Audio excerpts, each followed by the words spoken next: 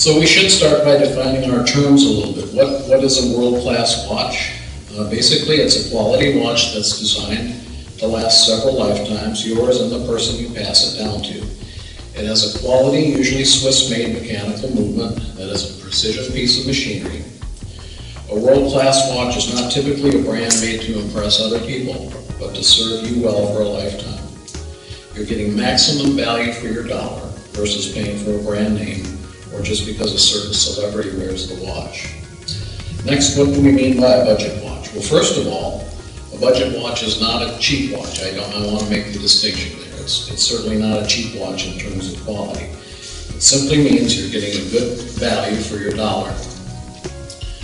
These watches have quality movements, and with a minimum care will last you a lifetime, and in fact several lifetimes to come. They just need a little tender loving care from time to time. At the very least, they will hold their value as the price of new mechanical watches continues to rise. And beyond that, here are some guidelines, so we'll go ahead and advance if you will. If you'll notice, I've divided these quality watches into kind of two broad categories. The first one being vintage watches from 1915 to about 1975, and the second being modern watches, 1985 to the present. I'm probably going to spend most of my time talking about vintage watches because that's what I know the best. So let's just go over a few criteria for a good quality vintage watch. I was talking to a gentleman earlier about mechanical, I think is your best bet.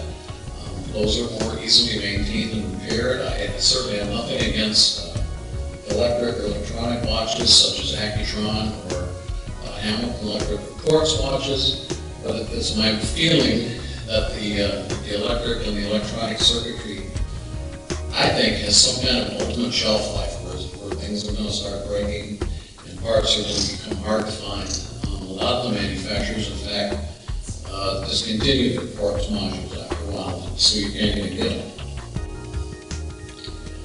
Price range, I like to stay in the under $2,000 per watch, up to $2,000 if you can afford it. But this is kind of a personal choice. What is one person's high-priced watch is another person's moderately priced watch. So just kind of let your pocketbook be your guide as far as what you can afford. Letter C is very important to me. I always tell people to buy the best example of any given watch that they can afford.